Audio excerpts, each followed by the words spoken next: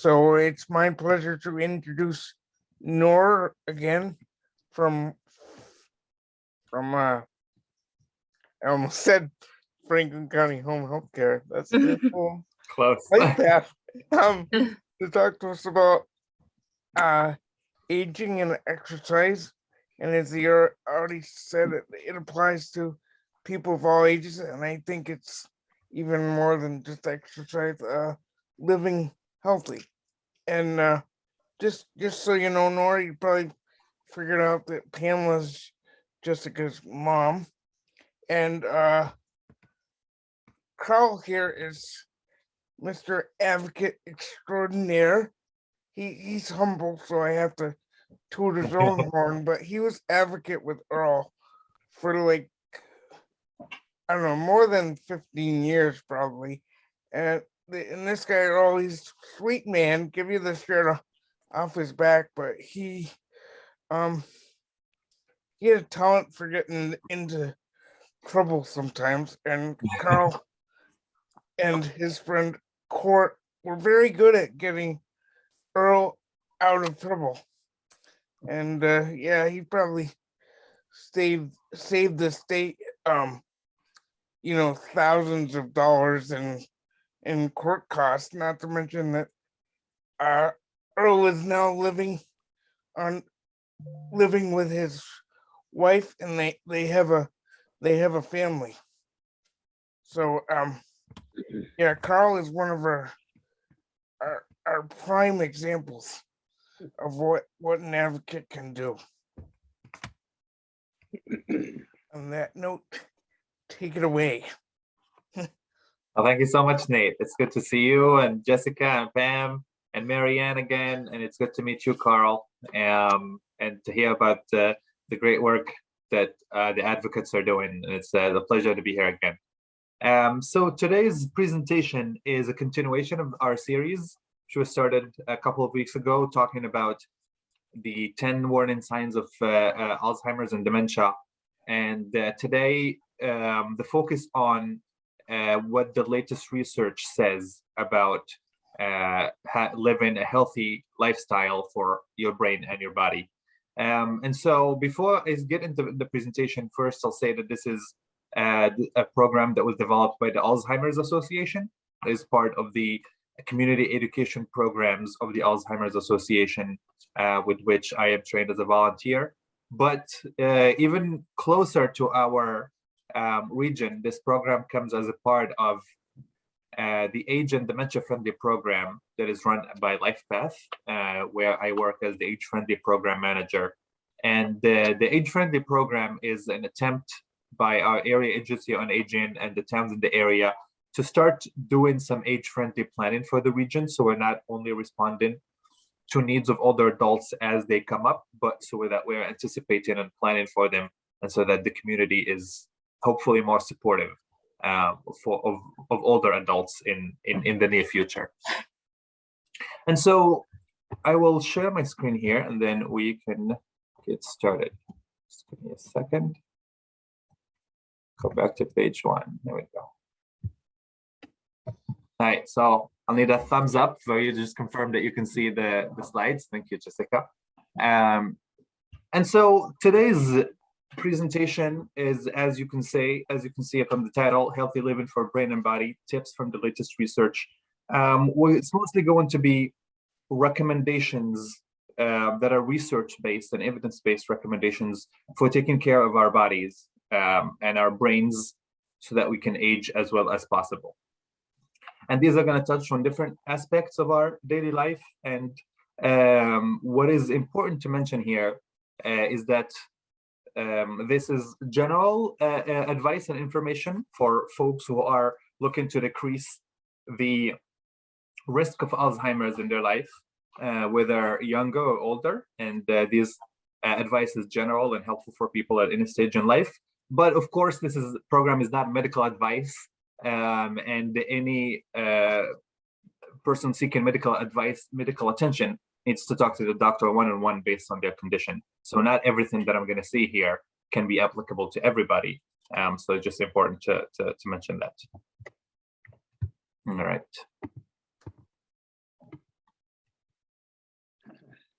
Cool. So for today's program, we are going to be doing a few different things, but by the end of the program, we are going to hopefully be able to do a couple of different things. One is identify some reasons for taking care of ourselves as we age.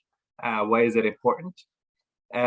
Also, we're going to be looking at some strategies that can help us age well in 4 different areas. Those are the areas of physical health and exercise, diet and nutrition, cognitive activity, and social engagement. We'll also be able to make your own plan for healthy aging and for things that you can do using the Healthy Aging for Brain and Body workbook, which is a PDF document that I've already shared with Jessica, and that she can send you in an email after this presentation.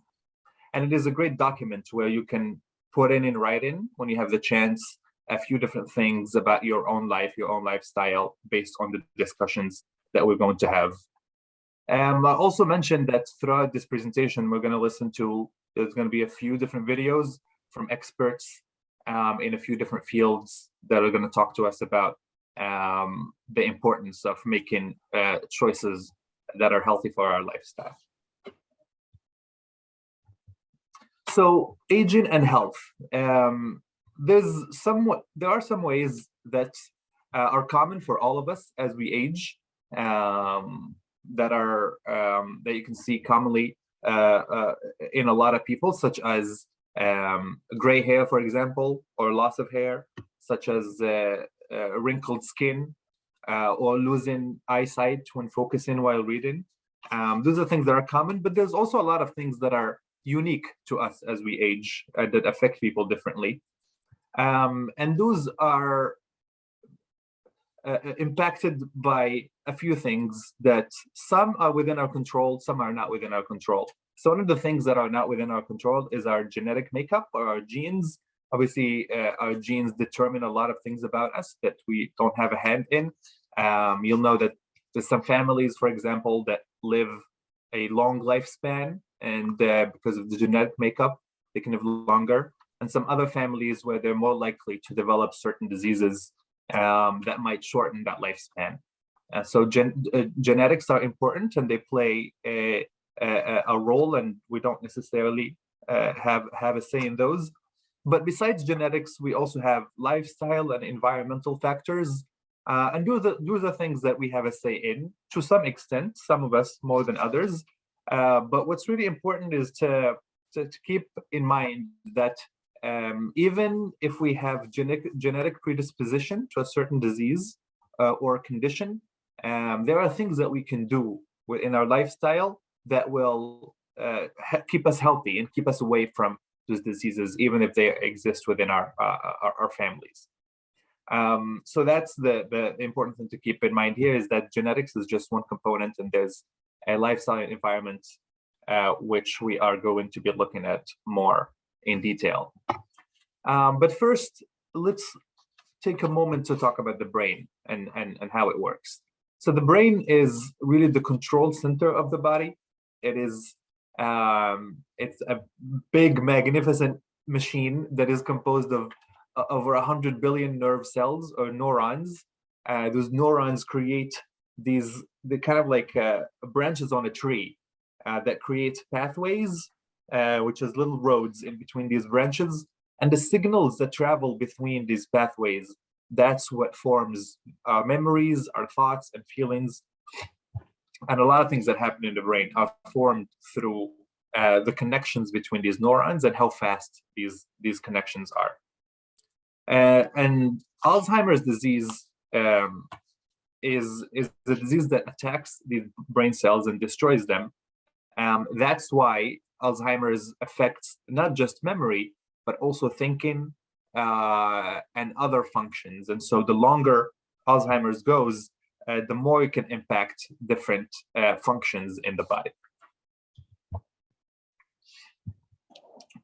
Also really important to note that the connection between heart and brain, and this will come later on as we talk about physical activity and exercise, nutrition and other things, but the heart and brain are really interrelated.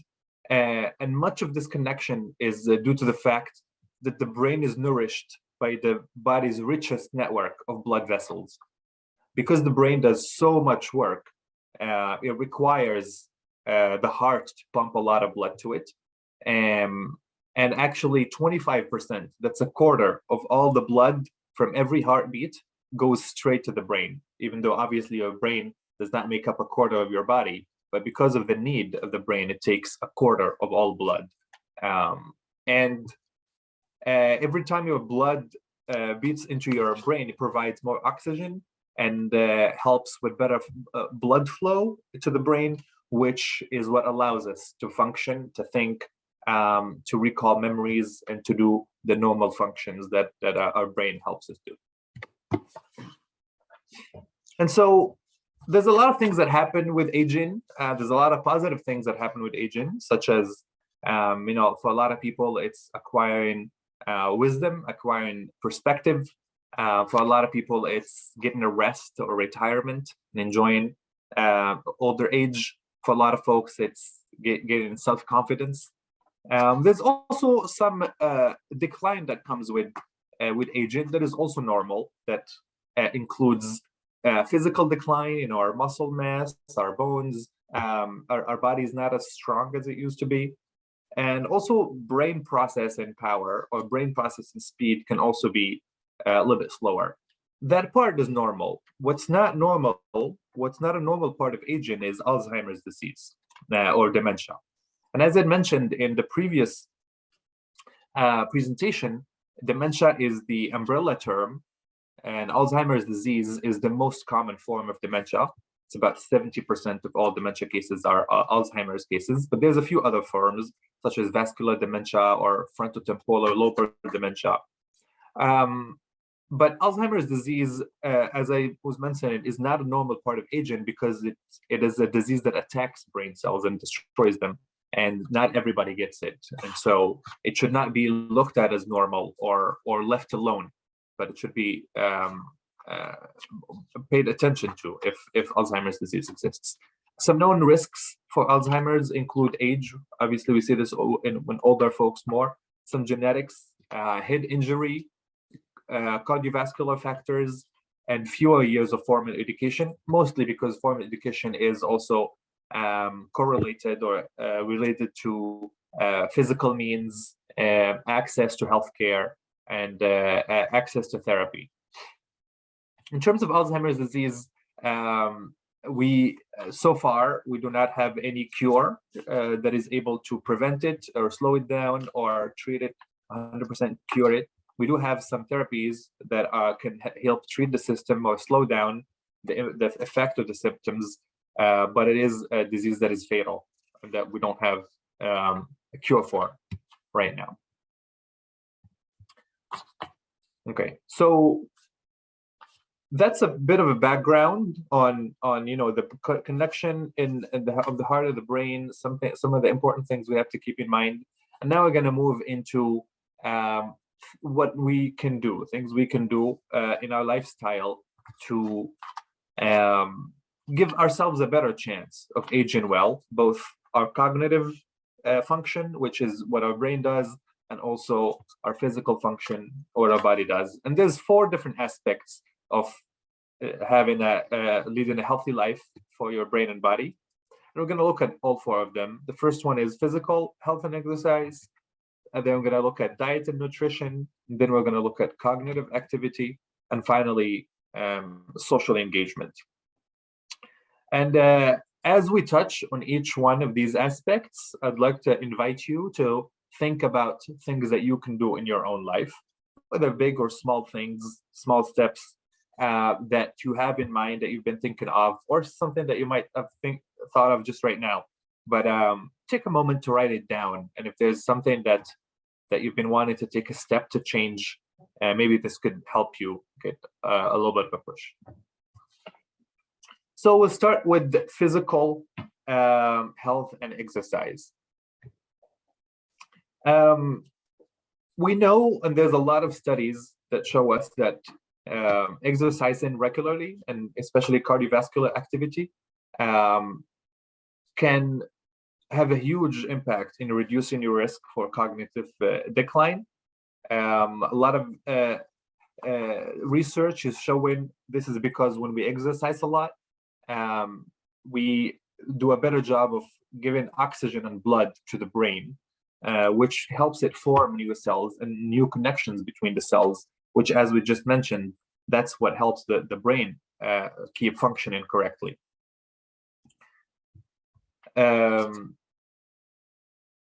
There's also something important to keep in mind here is that exercise, obviously, especially cardio, is really important for the brain, but it's not only something that's helpful for the brain, it's also reduces the risks of other diseases like high blood pressure, diabetes, cholesterol, and other conditions of the body, not only cognitive function. And also it's important to mention that there isn't one single recipe. Some people sometimes struggle in thinking about, there's this certain exercise regimen or program and I do it and it doesn't function for me. Exercise is really unique to folks. So there's some general advice that you can get, but it is important to start with what works for you, what makes sense for you. If you read that, exercising an hour a day will be amazing for your heart, but you're not going to be able to exercise an hour a day, and that's not going to help you much.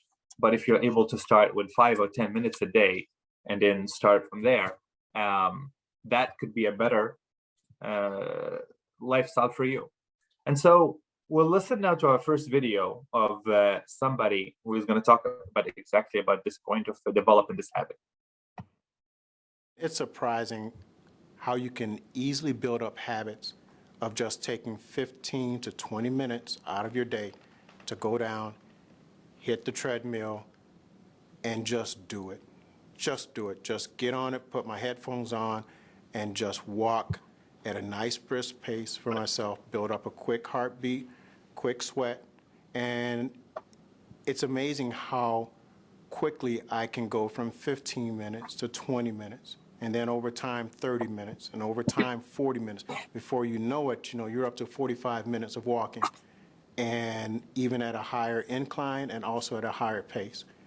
And again, it's all about incorporating habits in the choices that we make. Exactly. It's about building habits and the choices that we make. And so what are some things that we can do, some tips to help us start our exercise journey or continue it or increase it if we're already doing that? One thing that's really important to mention is making it regular. And this is important not just for physical health, for the exercise, but also for nutrition, when we'll talk about it later, for social engagement, for all of them, is that it's really about making something that will last and be part of your lifestyle.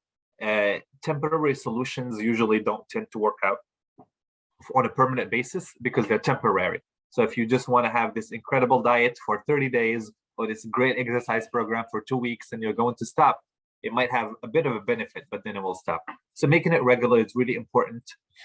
Make sure to do something that you like.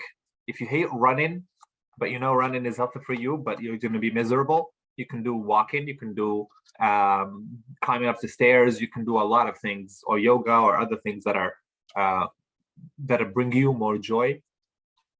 It's important to start small because little changes add up, and when you start small and build up, it's more able to maintain that change that you make.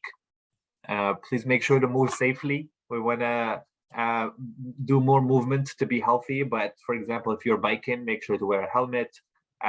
If you're walking on a trail, know where you're walking under.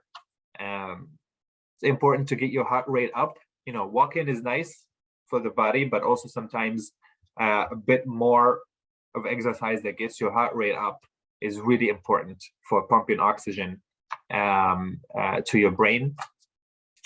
So some things you can do to help you on your exercise journey is ask people to join you, family or friends or others. Sometimes making this as a socialization opportunity also helps us stay motivated and stay with the program.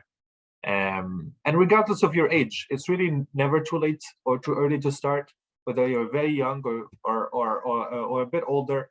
Any extra movement that you'll do more than you do on a daily basis will have benefits to your brain and body. Other things that we can do or try to help our physical health, either by doing or avoiding, include stop smoking. This is a really important point. Quitting smoking can lower your chances of not only dementia, but also heart attacks, stroke, lung disease, and also it can offer better blood circulation. And this is one of the most important things that people can do, is if they're smoking tobacco, to quit smoking. Avoid drinking alcohol in excess, or avoid drinking alcohol altogether. Although there's some studies that show that maybe one glass of red wine can have some benefits, but alcohol can have many impacts on the body, and especially excessive drinking of alcohol can have some dangerous outcomes, such as low communication between brain cells and impact of brain function, long-term changes in balance, in memory, in emotions. Excessive drinking is also associated with more rates of falling for older adults, which leads to disability or leads to problems. And also alcohol interacts badly with a lot of medications, which can lead to other complications. Another important aspect of our health is getting enough sleep and adequate sleep. And not getting the right amount of sleep can lead to serious long-term impacts on the brain. Recommended amounts usually are 7 to 8 hours for adults, with developing good habits before bed and after bed as something really important to maintain our health. Also, avoiding head injury, as I mentioned, wearing a helmet when appropriate, and not engaging in things that are gonna increase your risk of a head injury or concussion. And also visiting your doctor regularly. The older we are, the more important it is to make our visits regular and make sure the doctor knows what's happening, so that they're able to respond in the right way when something comes up. A few things that are important to monitor to make sure that our physical health is right. There's a few numbers that are important to monitor, such as the blood pressure, blood sugar, weight, cholesterol. These are the vital signs that are gonna that make sure it's important to keep track of, because many of these are associated with cognitive decline when these numbers are not balanced. For example, there are studies that have found that midlife obesity is correlated with having dementia.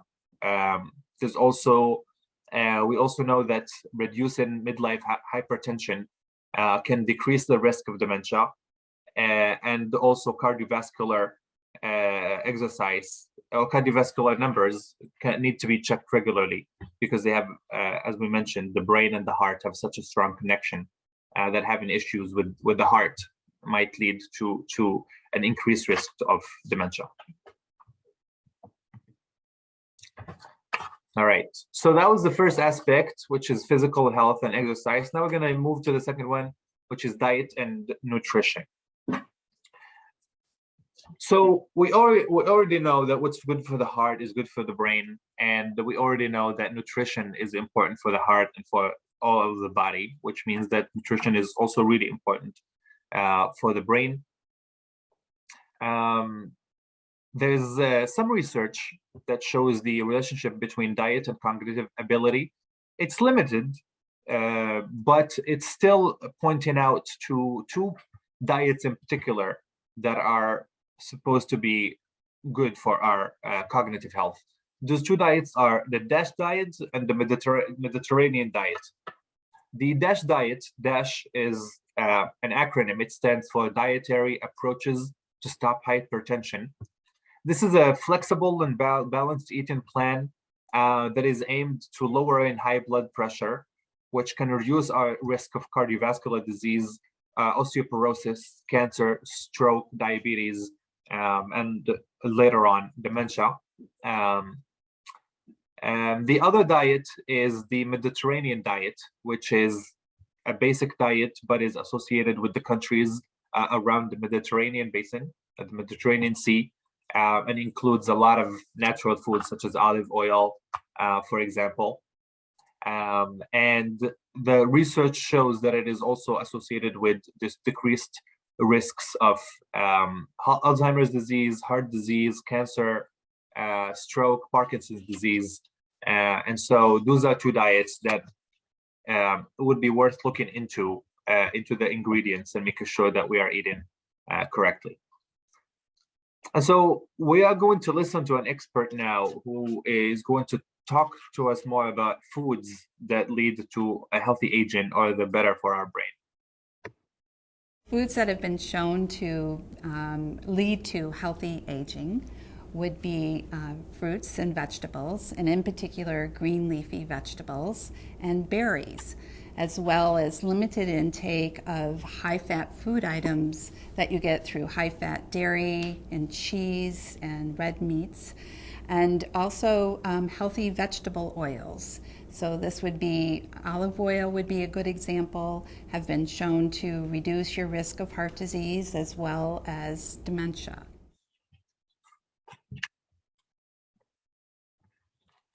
Exactly. So some common sense things that you might have heard 1,000 times, but I'm going to say it 1,001 time now.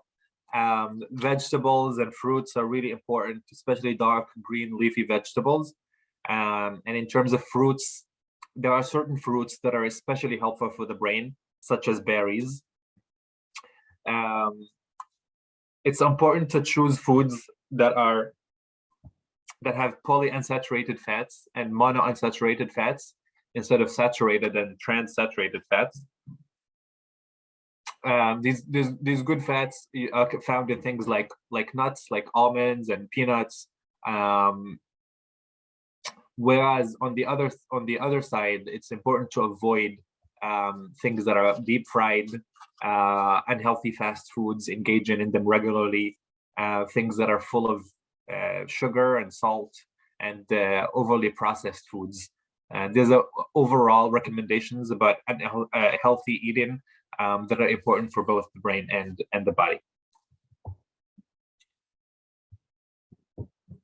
So important to mention that a healthy diet is going to naturally increase your intake of important vitamins, and there are certain vitamins that are shown by research to be good for the brain and for cognitive ability. Those vitamins include vitamin E, or vitamin E and C together, vitamin B12 also.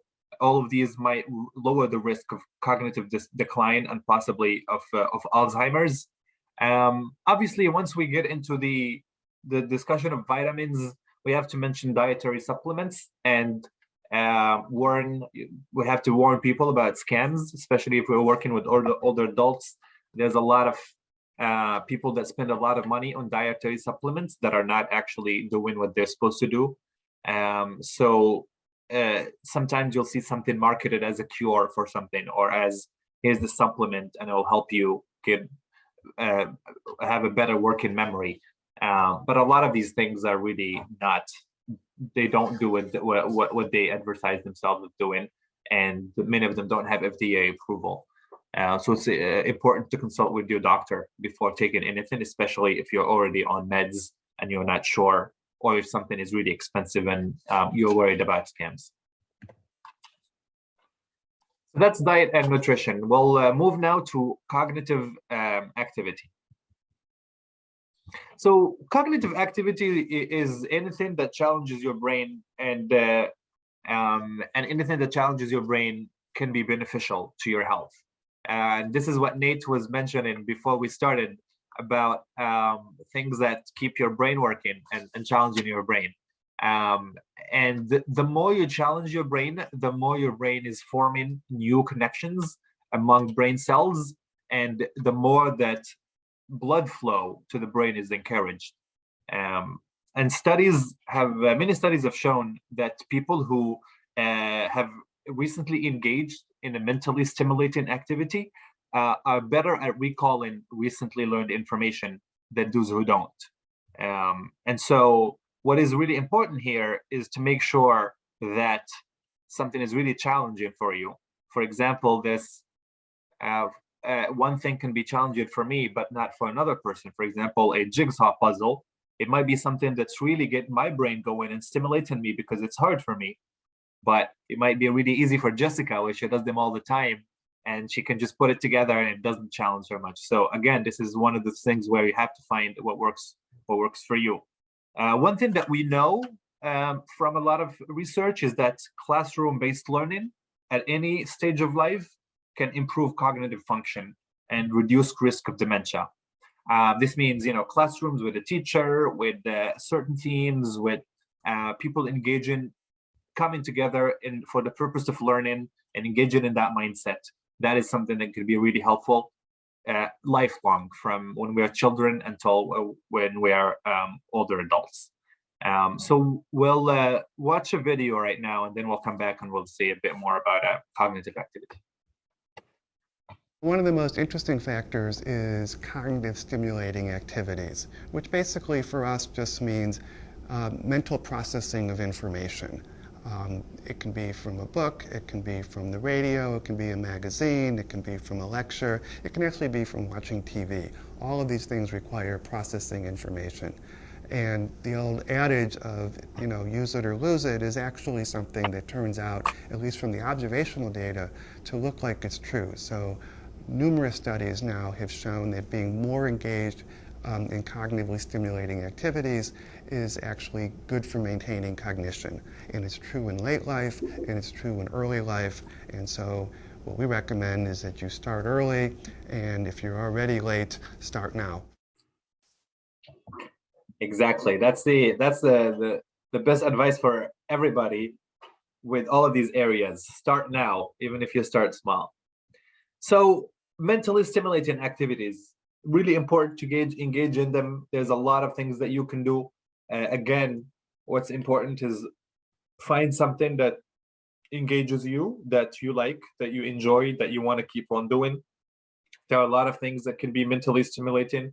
For example, engaging in art, in paint, learning to play a new instrument, doing puzzles, like I mentioned, manual labor, doing something, building something with your hands if you are able to do that. But the important thing is that it has to be challenging to you, bring something, a new skill or a new thing that you're learning.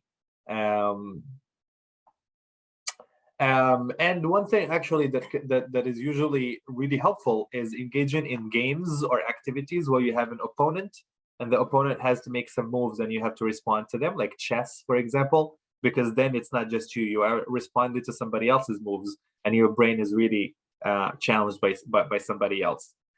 So keep engaging in ongoing learning as well. So we'll move to our last aspect of healthy living for your brain and body, which is social engagement. And I'll start by saying that this is the area with the least amount of research in terms of the connection between socializing, social engagement, and brain health, but there's still some research there.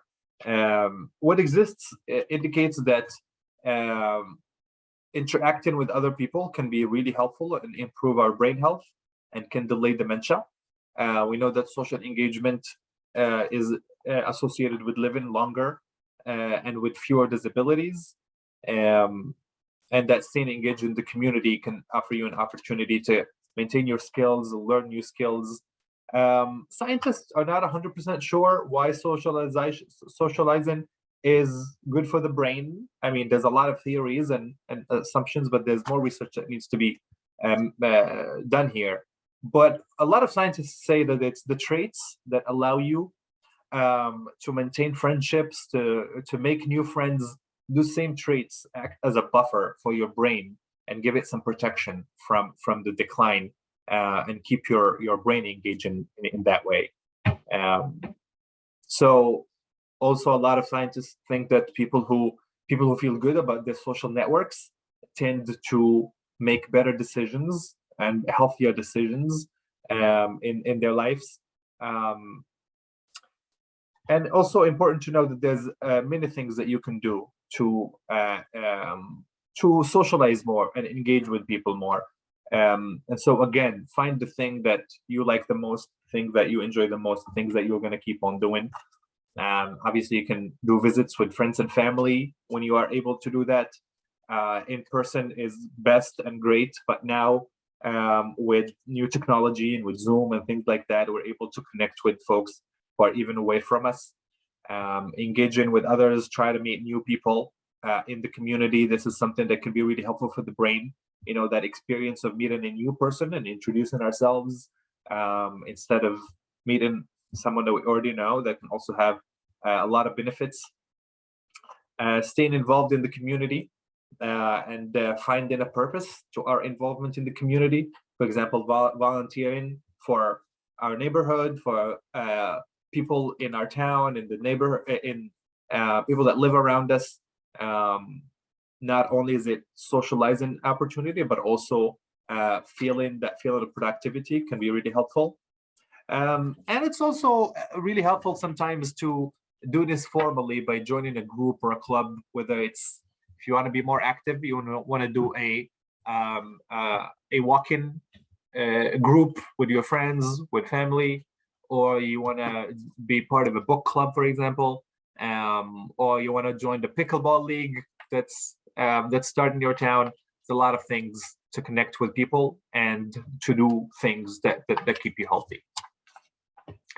And really, that's the theme that as we move here towards, you know, the end of this presentation, the important theme here is that there is things you can do in all of these areas. And there's so much that you can do, that wherever you start is the right way, is the right place. Whatever you start is the good place for you. And the other important thing to mention is that there's benefits to all four of them, but the maximum benefits is to doing something in all four areas. Is if you can get a little bit of physical exercise and make sure your physical health is good, challenge yourself mentally, make sure your cognitive activity is up to par and keep the blood flow to your brain going. Be aware of what you're eating, what you're putting in your body. Most of us need to eat less than we usually do and to eat better than we usually do. And also socializing and interacting with others, and knowing that for most of us, humans don't do well in isolation. A lot of people feel good on their own or in their smaller network, but no person is an island, really. And being around others and being in community is important for our health. We've evolved as social beings. And what's really great is that you can do things to combine some of these, especially with social engagement. You can combine that with anything. You can create a sports group or a physical activity group. You can create a group of friends that you go and cook with and create healthy, delicious meals with, or a group of that likes to play a game and do mentally stimulating activities. And you can do those things together. Go for a great walk and then have a healthy meal and play a challenging card game together. And then you've hit all four of them in the space of an afternoon. So we'll listen to one last video and then before we move on. Recently, at the Alzheimer's Association International Conference, there was a study reported of the results of a large clinical trial that was done in the Scandinavian countries. And in this trial, they took half the people in the trial and they adjusted their exercise level, their diet, their social engagement, and their mental stimulation. They developed programs for each one of those variables, changed all of those for the people that were in the test group, and the control group just lived as they had been. There is a tremendous benefit to doing studies where we make changes and observe after the fact.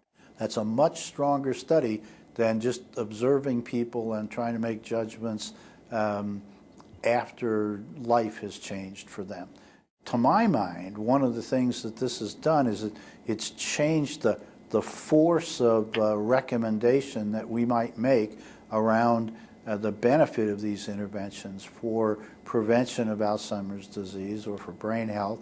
And the fact is that I think it's moved it from possibly exercise, diet adjustments, social engagement, mental stimulation are useful, to probably. And that's a big change and makes it easier for people to make those kinds of adjustments for the benefit of their future health. Exactly. More and more people are finding out, and more research is being done. The more that we know that these 4 areas really have a strong impact on our health, not just our body health, but also our brain health. And so what's important to keep in mind is really we want to take a holistic approach. All those 4 areas are important, and we want to try and hit as many of them as we can.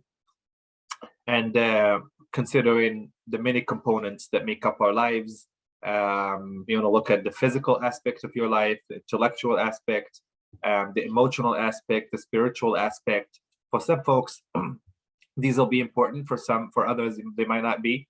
But what everybody can agree on is that if you want to begin today, start now with whatever you can, even if it's a small change. Start small and then build on it and grow with it. Find something that you enjoy doing and stick with it. Because once you get over that first hurdle, it'll be part of your routine and you really enjoy it. Yeah, make a plan and get help from others when making the plan. Also, you don't have to do it on your own. The PDF that Jessica is going to send you after this one is one way to keep track of changes and make some intentions and follow through on them, and definitely try to have fun and to enjoy your attempt at healthy living. And then at the very end, this is just another reminder that there's a lot of scams out there. If it's something sounds too good to be true, it might be too good to be true. Someone has a pill that will make your knees feel like you're 25 years old again. It might not be really doing what it's saying, what it's promising. So be cautious when you hear huge promises or miracle cures. Do a lot of your research and trust people who do good research. And if you're not sure, ask your doctor or pharmacist, or call the Alzheimer's Association. Both the website and the helpline. There's people there every day to help to answer questions about dementia and about Alzheimer's and about a lot of different things. And try to get involved if you're able in the Alzheimer's Association, and also the work that LifePath is doing in the community to make our communities more dementia friendly. All right. Thank you all. Thank you. Thank you, Noor. Thank you. Thank you, Noor. Does anybody have any questions? Comments? Yeah, I'd David, love to hear if there's even any reflections, what you heard here, some things that you are doing or intentions that you want to change. This, whatever came up here in the presentation would be great to hear. My husband was here for some of it, but then he walked away. I don't think he wanted to hear it necessarily. He has finally started walking again, so that's good. Does a 2-mile walk every day. That's great. That's 2-mile walk a day is more than a lot of people are doing, and Yeah. I bet it's a lot easier now than when he started it. Right.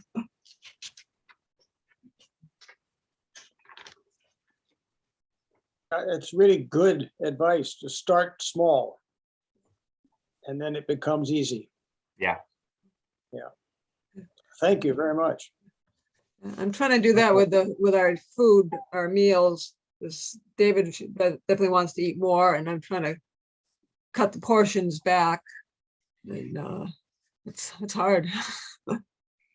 Yeah, it's definitely hard. Our bodies make form these routines and get used to, like food portions is definitely something that you can't cut by half on day one. But if every day you're cutting like 3% until you get to a nice portion, then that's probably a better. You feel less hungry than if you just cut it out. Right.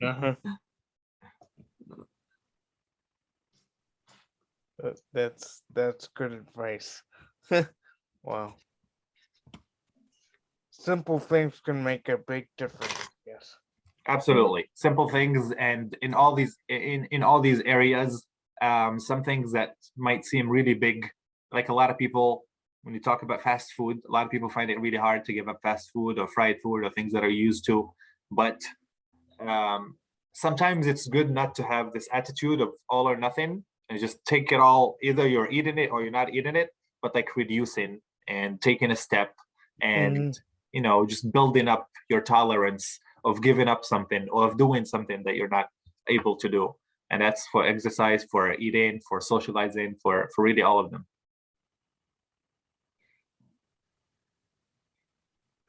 I think the local senior center has activities going on, which I should try to. I've made comment to David a couple times about different things, and he's done a few things, but for the most part, he's like, "No, I'll just stay home." So, Yeah, I think the library has like a walking group now too, downtown in Orange.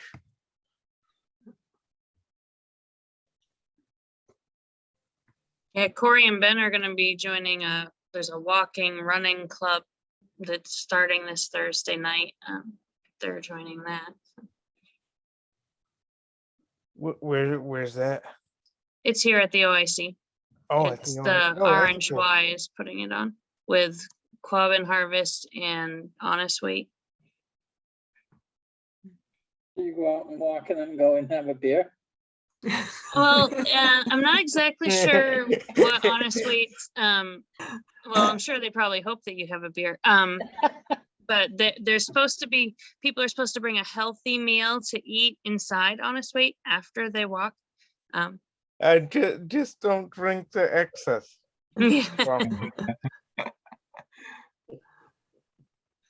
Well, yeah, it just made me think of, you were saying the social, what a difference the social impact makes. And we've just seen with so many advocates that just having just a phone call once a week, getting together once a month can really just, we don't have quote data, but it really just seems to impact people's depression levels in a positive way and such.